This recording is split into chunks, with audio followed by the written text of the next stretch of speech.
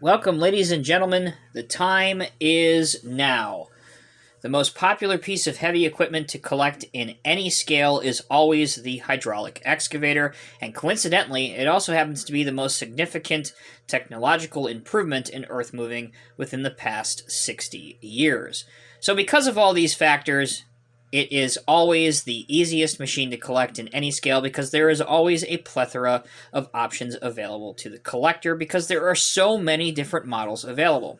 So, because of this, I have well over 20 different excavators to show you throughout the duration of this video, so grab your favorite beverage, sit back, put your feet up, and enjoy. So, first thing that we will start off with is the Hobby and Works Publishing Pokelane TC45. Obviously, this was one of the very first hydraulic excavators that made it out, and it has a very interesting spade-looking type bucket on it. These are somewhat difficult to come across now. They're not as numerous as they once were, even as recently as a couple years ago. And usually, if you can find one, the upmark or the pricing on these are really ridiculous for what you get. But if you are a fan of older equipment, and particularly the history of the hydraulic excavator and how it came to be, then this is something that you want to get. Even more importantly than that, if you are looking to model a specific era on your railroad, this is, again, something you might want to track down, particularly if you are coming out of the steam era, getting into the diesel era somewhere in the mid part of last century. Again, this is a good option for you. But as far as the model goes, the functionality is lackluster, to say the least. And again, the pins are not discreet, they're not painted, the tracks are pretty horrible. But again, it does invoke a certain sense of nostalgia for a lot of collectors. That's about the only thing that this has going for it. Okay, next thing. This is a German model by NZG. This is the O&K RH6-22 excavator. Interesting in the fact that this actually has metal tracks, which is very unusual for HO scale excavators, particularly at this price point. Not too hard to find these. They're out there if you want to get them. And again, they're not too expensive. Functionality is respectable. Everything works in terms of bucket curling in, stick going out and in, and the boom raising and lowering. And obviously it does rotate 360 degrees. And the tracks can even be moved if you are extra careful with it. Now, as far as the O&K name goes, I don't know too much about this company. Again, because I've actually never seen one of these in real life, over here in America anyway. But obviously it must be a significant name overseas. But who knows? I'm sure there are several of these that exist somewhere here over in the States. Okay, let's get into a much more familiar name, and that is Volvo. Two offerings from Volvo to show you. The first is the slightly smaller Motor Art Volvo EC210. A lot of plastic on this. Makes it not only fragile, but pretty lackluster when it comes to functionality. Rubber tracks, and very little detail. But the Volvo models always have good warning graphics and labels all throughout it, even in HO scale. But really the proportions and dimensions are usually pretty off on these. That being said, they're always very affordable, and even today I think you can pick this up under the Carorama or Carorama brand, and they're still sold in stores. I mentioned there were two Volvos to show you. This is the other one. This is the slightly larger Motor Art Volvo EC240B LC. Now, these are not the tracks that actually came with this excavator. When I ordered this, mine came with a missing track, so the tracks that you see on this, believe it or not, came from a Masto toy bulldozer, which I had since childhood, and I found out that they actually fit. They're probably not as wide as they would be on the real 240, but they look the part, and as the old expression goes, it's good enough for government work. Nice feature on this model is the fact that even at 1/87 scale, it has an opening engine latch. All right. Let's cross the big pond Head over to the UK. This is the only JCB excavator I have, once again by Hobby and Works Publishing. This is the JS220LC. Actually, check that. This is by Motor Art, not Hobby and Works. See, occasionally even I may screw up and get some things wrong. It's called sleep deprivation. It happens, especially this time of year. Nice model. Very flimsy bucket, though. You can see here it's pretty flimsy. It even flops around when you raise and lower the thing. So, not sure if that's just a flaw on mine or if that's a general issue with all of these. But I wanted to pick this one up because I have seen some JCB excavators operating here stateside, and I've actually seen a 220. So, there you go. Okay, next we'll take a look at 3 different New Holland excavators. This was all in the era of the New Holland and Kobelco era, and you can see that reflected on the counterweight. So this is the Hobby and Works Publishing New Holland E215B, just a standard excavator, very similar in size to the John Deere, not the John Deere, good grief, the JCB 220 that you just saw. Speaking of John Deere, though, I don't have a John Deere excavator. To my knowledge, I'm not sure if a John Deere excavator has ever been made in HO scale, which is a bit odd. I know they've made some in 1/64 scale and obviously 1/50 scale, but it's very, very odd and peculiar that they haven't made one in the smaller scale. So that's a 215. Here's a cool one. This is the Hobby and Works E245B Demolition. So this has a several-piece demolition boom and then a plastic shear on it. They made this in Fire Brigade Red and maybe one other color. Actually, finding one in just New Holland Yellow when I was looking for this proved to be a fun little chase, but I eventually found one. Once again, the functionality on a lot of these is not the greatest. As you can see, the cylinders aren't strong enough to hold it pose, but you could always cheat and have this. If you have a building on your layout that's being torn down, you can always, pose this against it. But it can't support its own weight, which again is a little bit of a disappointment. All right, and the last New Holland model, which this is a fabulous flop in my opinion, again by Hobby and Works. This is a E485. Now, as you'll notice, there's no way this can be a 485 because this is actually about the same size as the 215, and obviously a 485 would be much larger than that in HO scale, so I'm not sure what happened with this casting. But clearly, it is not HO scale, despite the fact that they claim that it is. So there you go. Won't spend a lot of time on that one at all. All right, here's a cool oldie but goodie. During the Case Alliance era, another Hobby and Works model. This is the 1488 Plus excavator. Once again, we bring out a sense of nostalgia for a lot of the older collectors. I really do like this one, not because it features a great deal of functionality or detail, but just because it is, a slightly older machine. When I was younger, there were still quite a lot of these around.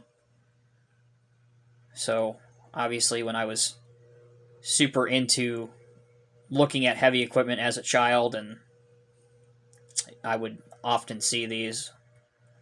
So, I actually was amazed how many were still actively working and running. All right. On to a newer Case piece. This is the Norscot Case CX330. It's about a standard 330 size excavator, which most of us are familiar with. Not a bad model. Again, about 15, 16 years old. Really like the high quality decals. And they nailed the case. What would you call that? Case orange, case gold, I don't even know. Whatever the case color is, they really nailed it. Tracks look good, albeit rubber. It's just a good looking model. Here's one of my favorites. Surprising because it is a HWP model. This is the Case CX240B material handler. I like this because it's different and it is rather functional. You can lift the operator's cab up, and you can move, obviously, the arm and everything around. And the sorting grapple that this has, you can open and close it. So if you have this in a recycling yard or a junkyard or even on a demolition site, obviously you can have a lot of different posing opportunities with this, and it's endless. As a result, this was not difficult to find when it first came out, but collectors quickly saw the value in this, and actually this was one of the most scalped models of the past handful of years. So if you're lucky to find one of these at a train show, I would highly encourage you to pick it up. And I don't know if my buddy Guyana Wrecking and Demolition is watching on Instagram, but I don't know if he has one of these. But if he doesn't, my dude, I think you want to go pick one of these up. This is right up your alley. So shout out to him. All right. Next, this is a Komatsu PC210 LCI hybrid. Another one of the Komatsu shareholder gifts from a number of years ago. NZG actually made a Komatsu excavator, which I was going to buy, and I think it's a PC200, and this is a PC210. And then I saw that this was coming out, and I was like, you know what, I'll just wait and pick this one up. The detail is good on this, including the GPS pods. Functionality's fine. Tracks look good. I don't know if the boom and stick is made out of plastic or resin, but it's definitely not die-cast. But the actual car body and thing is. So here is and I say this very jokingly and mocking myself, this is a Diecast Emporium original. So the original model here is a Oxford 176 scale Komatsu PC340. Well, obviously 176 wasn't going to work for me. So I did some research, looked at some pictures, and determined that it would probably scale out to a PC450, and the PC450 and PC340, the basic overall profile of the machine didn't really look that different to the naked eye, so I changed up some decals and made myself a custom PC450. So in 187 scale, it would roughly scale out to that, but again, the base model is an Oxford PC340 in 187 or in 176 scale. So it isn't all that terrible. Oxford also makes a long reach, like what's the word for it? Like the booms they use to clean out swamps and things like that. Also in 176 scale. I could have bought that one as well, but I decided to pass on it because it had some company name on it, Stugard or something. Obviously some European name. But this one I was like, you know what? I'll see what I can do with it. I may, at some point, if I get better at actually making proper decals and things, I may completely redo this whole thing other than just changing the number. But, I don't know. For now, it works. It's not horrible. And the model itself is relatively functional, so it is what it is. Okay. Believe it or not, I am trying to move this video along as quickly as possible. I know we're nearing 14 minutes, and we're about halfway done here. So next we have the IMC Hyundai HX520L. Again, if you watch the wheel loader HO collection video, I mentioned that they made two models. Obviously the wheel loader was one, and this is the other, the excavator. Not the greatest level of detail. And again, I said this with the wheel loader. I would have expected a little bit more from INC or IMC. But it's kind of an outlier in the collection. Again, I have yet to see a Hyundai excavator in person. I know they exist. I know that they can be imported through their dealer network here in the States. So that's why I ended up picking one up. It is what it is. It's a good size machine too. Here's for comparison, here's a 210 next to it. So that was another reason I decided to pull the trigger. Okay. Next, we have a Menards Special. So I don't know how you say this name. I don't know if it's Kawaldi, Kalwadai. I have no idea. But it's a company that makes like knockoff models.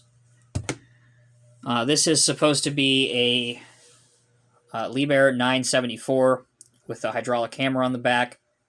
Got it at Menards for, I don't know, like $6 or $7, whatever it was on sale. What's interesting is they left the 974 up here on the boom, and then they just replaced the Liebherr logos with the Kawaldi or Kawadi, or however you would say it, nameplate, which can easily be switched out for some Liebherr decals, which I probably will make at some point when I get around to it. And because the model's so cheap, I may actually try making some hydraulic lines to go to the hammer too. Why not? Okay, another Menards special. This one I have already done a number on it, customization-wise. So they call this the material handler, and I made specialty cat graphics for this because it roughly, very roughly, if you squint, scales out to a Cat 345 material handler. It not only comes with a working magnet, but also an orange peel grapple that you can change out. And in my opinion, it looks so much better with the actual cat graphics on it versus the Kawaldi or Kawadi or however you would say it. There you go. Okay, let's get to something I'm a little bit more familiar with. So the year was 02, and Norscot came out with several 187 scale HO models. This was one of the most popular. It's the Cat 315C. 2 versions of this made it into production. You'll see the second one in just a moment, but I'll give you guys an opportunity to look at this a couple times. Very functional for its time. Everything worked. Tracks even looked great. I always thought it was a great little model. It was like $12 when it first came out. Extremely reasonable. And I think that by the end of the production run or something, they had raised the price to like $20 or $25. So there's the, you know what, we'll leave them both up there. There's the original. And then in 2006, they took a bunch of 315Cs and then released a weathered version. And the other weathered 187 scale model that they did was the HO scale articulated dump truck, the 730, which is in the articulated dump truck video. Again, consult the link at the top of your screen right now for that one. All right.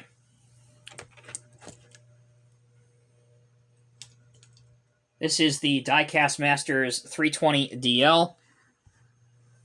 Norscot actually did the original 320 DL. It had a yellow bucket and no operator figure. And some of them, including mine, on the original release, had flimsy and unstable cylinders. So the Diecast Masters version has addressed that issue, fixed that issue. So this is the current one that you can get in the Diecast Masters catalog. I think it's pretty sweet. Also, at this point, if Corona didn't happen, which unfortunately we all know it did, but at this point this year we were supposed to have a Diecast Masters 336 excavator in HO scale. That has been slightly delayed into the first portion of 2021, but that's, you know, me personally, I can't wait to see that model finished, and I am counting down the days until I have one in my collection that I can show you guys. Additionally, there will be a D11 in HO scale to show you, and then a couple other mining shovel models later on in that year also coming to show you.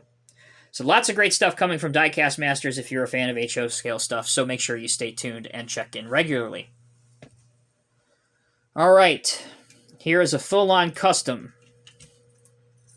Not by me, but by some gentleman on eBay. This is a Diecast Masters 320 DL feller buncher. So as I understand it, the feller buncher head is a 3D printed feller buncher head, as well as the tracks are 3D printed, and the cab guard protection is 3D printed. Either way, I've always wanted a Feller Buncher in HO scale. It just worked out perfectly that I ended up finding one on eBay. And really, the auction didn't go as crazy as I thought it was going to go. I really thought it was going to get really expensive, and it didn't. So it worked out well for all parties. So there you go. All right, let's try again to move this along. This is a custom by me. This is kind of a Frankenstein model.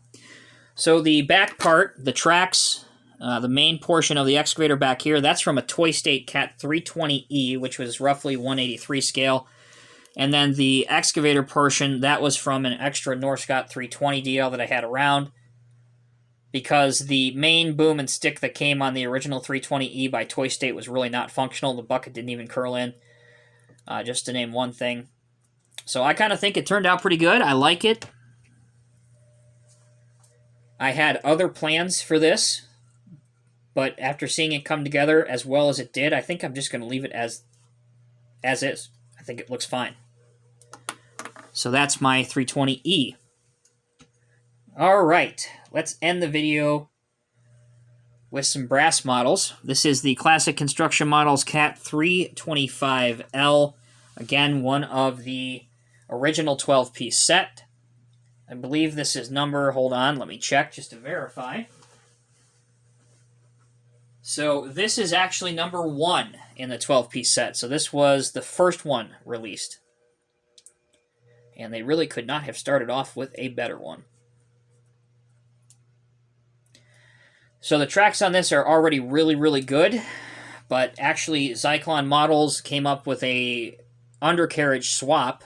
They came up with their custom set of tracks. So you can actually swap out the tracks on this and put the Zyklon undercarriage tracks on aftermarket. Again, that's up to you if you want to do that. All right. Here's a recent release by CCM, 2017. This is the Cat 349FL, another fantastic model. I'm really surprised we don't see more customs of this, because they're, to my knowledge, this is still in stock at CCM. I don't believe this has sold out and become a what they call a closed edition model. I really thought somebody would buy up a lot of these and make impact hammers or make demolition machines out of these. I'm very shocked that that hasn't happened yet. But overall, this is a great model. Yes, it's a brass piece, which means it has a hefty price tag. But everything about it is fantastic. Great functionality, looks great. You can pose it any way you want to, and the cylinders are strong enough that it will hold that position. What else can you say? All right, 2 more to go. Again, thank you for sticking with me throughout this entire video. I hope you guys have enjoyed it. We're going to end with unquestionably the 2 largest excavators in the collection. First one is a CCM Cat 5230. This is the backhoe configuration. There's 2 versions. This is what they call the backhoe configuration, which is ironic because it's an excavator. Again, primarily used in quarry and mining applications. You pair this with a mining truck, you can get a whole lot of productivity done in a very short period of time. Very, very hefty model here. And again, you want to be super, super careful that you don't break or bend anything with these. If you're not familiar, this is also offered in mining white, as is its brother, which you will see in just a minute. So you can either get the standard black and yellow version or the mining white version, whichever you'd prefer. Okay. Get this out of here. And we'll conclude the video with the 5230 mining shovel or front shovel variation, whichever you would prefer to hear it. Again, I want to be very careful here, which is why I'm not showing a lot of functionality on these brass models, but this one is just too good. I sometimes get carried away and just want to show it off. So this is the 5230 front shovel configuration. Again, goes great with either the 797 or the 789D mining truck by CCM. Just amazing pieces of modeling engineering, and without question, head turners in the display case and conversation starters. So there you go, collectors. That is my entire collection to date of 187 or HO scale excavators in both die-cast and brass, even with a little bit of plastic models and resin models sprinkled in. Let me know down in the comment section below which of these is your favorite, or perhaps which of these you may have in your collection, or do you have something that I don't have? Always open to hearing what's out there. As always, I'm Tommy with Diecast Emporium. Thank you all so very much for watching. I'll see you in the next review.